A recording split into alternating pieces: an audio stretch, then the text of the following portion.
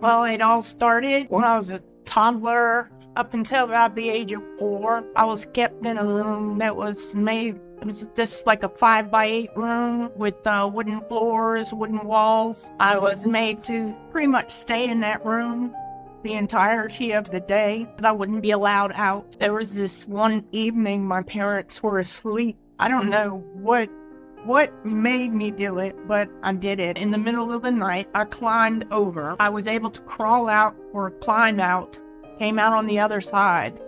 I was not allowed to have sweets. Anytime anyone gave sweets for me, my parents would take it and hold it, and they later would eat it. When my father would leave to go to work, my mother, she would tie me up to the bed so that she would leave. I would stay tied up in the bed. Anytime I'd wet the bed, they would hold me down in the tub and pour ice cold water as a form of punishment for on myself. My dad's sisters, his mother, and my mother's grandparents, none of them ever knew. Everyone was asleep, and my grandfather had brought these a box of Dunkin' Donuts, and I took a bite out of every single donut because I wanted to taste each one because they just tasted so good. Or just spraying perfume or whatever it was, playing with things, touching, because no one knew what was really going on in my parents' home. All I ever wanted was I was sorry. My mother was when I was 18, so I never got that sorry from her. But my father told me when I asked him about that, and he told me, he said, well, we just kept you in the cage for protection. You keep an animal in a cage. You don't keep your kid in a cage. And I held my tears in. I refused to cry because I knew if I cried, I was going to be. And so that's something my dad really hated about me, is the fact that no matter how long it took, I would never cry. I would just hold my breath because I refused to let him see tears come out. The only person that I ever truly was super duper angry with probably was my mother, because I felt like she left me behind. But I understand why, she herself endured from him as well. In 1983, my father agreed to giving guardianship to my aunt and uncle. When I was a senior in high school, it's like a couple of weeks before graduation, I had found out I was pregnant. I had gotten pregnant in May.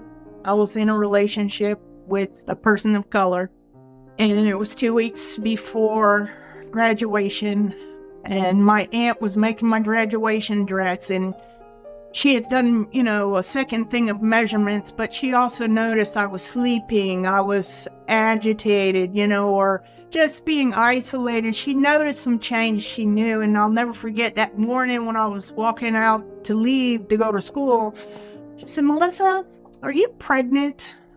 It's like, no, ma'am. I saved the pregnancy test and doctor's appointment. She found the photograph, and the next thing you know, I was called out of school early.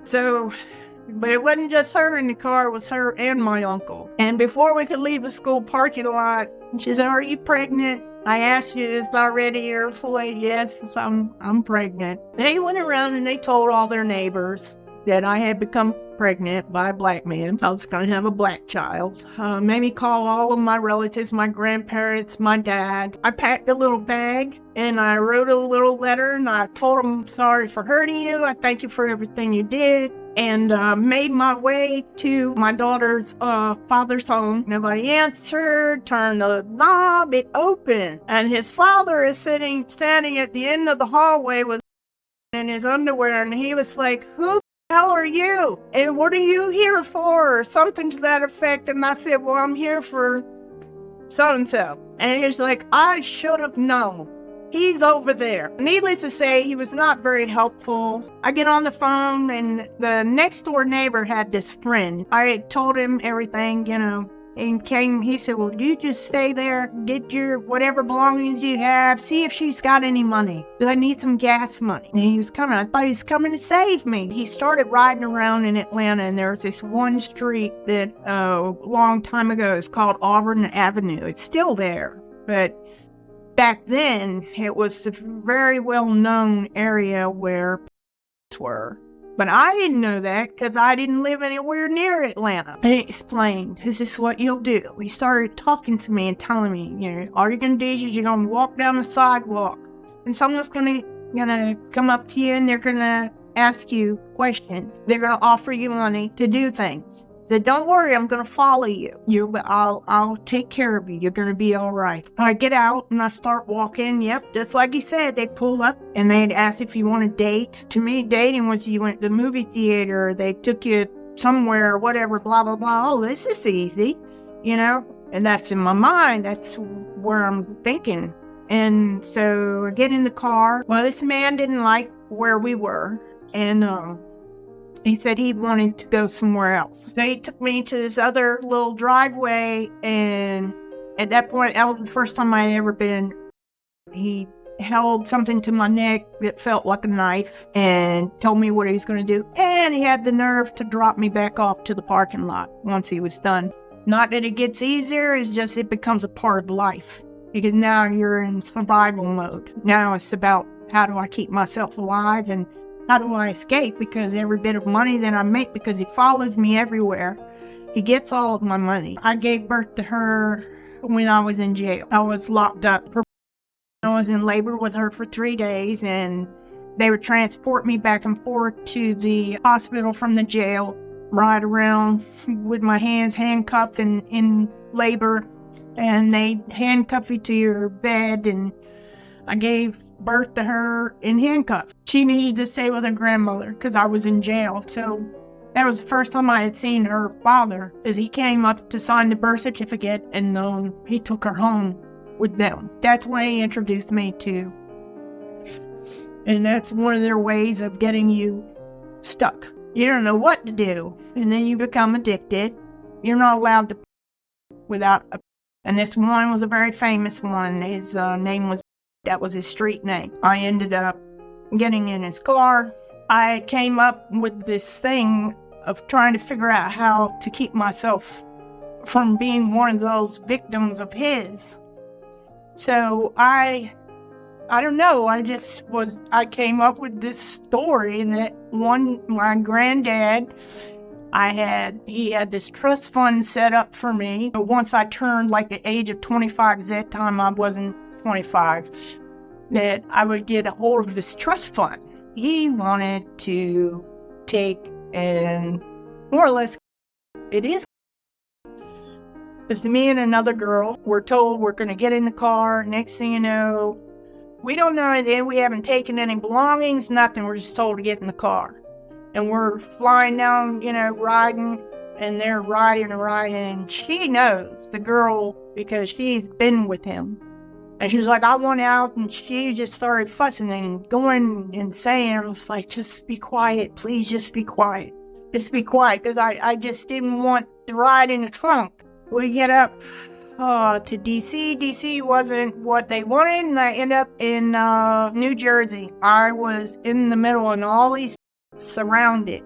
And so this fellow was being nice because I was... Like I said, I had already given him that little epiphany what I could do for him in my life. He had, we can get married and we can this. He gave all this fruity conversation, which that was weird because that's not his reputation. So anyway, I was not able to get away because he followed me just like any other would do. So there's no escape. You have no way of escape. This one day we came in and about to go to sleep. Yeah, I want to say, just getting ready to go to bed, and all of a sudden there was a knock on the door. That is not a normal knock. So he hid in the bathroom. Don't know why he hid in the bathroom, but he hid in the bathroom.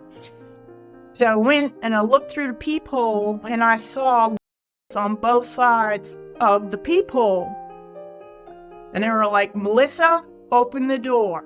And I opened the door because I knew I'd be okay now, because these bounty hunters had come up there because I was on a property bond. And they were staying in a few hotel rooms down. And because he had transformed me so much, I looked nothing like I did, that they didn't even know it was me. They were on their way leaving and going back to Atlanta because they couldn't find me. But anyway, here I am walking through the airport. This young girl, 21, however old I was, I can't remember if I was 21, 22, whatever it is. But I was in handcuffs, and people were looking real weird. They're like, wait, why is this young girl in handcuffs? What did she do? Walking through New York airport. They're just like, ooh, that's some serious stuff there. And I'm like, yeah. When I was about 36 years old is when I first had that experience where a man actually treated me as a human being, as a woman. And from that point on, it was life altering for me. Got myself in school. Therapist, the one that was my therapist, was helping me with me wanting to stop using. She took me to the school, paid for my application fee because she believed in me. I became a nurse. Been a nurse of the year with Kaiser Permanente. Been in the Atlanta Journal, nominated out of 400 nurses in the state of Georgia as nurse of the year. A lot of things I've done because it was what I was supposed to be. When I told my mother at the age of 4, one day I would be a nurse. And I had this one woman who saw me one day holding my child, rocking him in the church. She said, you're supposed to be a nurse. It was like, I totally forgot about it because of my life. What I had went through, I was like, there's no way I could be a nurse. It's impossible. How's that going to be? And she said, oh, yes, ma'am, you're going to be a nurse. And I see you healing your patients. You're going to sing over them. You're going to heal them with your voice. Like, I accept that. I'm going to accept that. If you can see that in me, and I know that's my dream, I can do it. Things can change and lives can transform, and I'm a living testament, and I like to refer to myself as a miracle. That's all I'm going to say about that.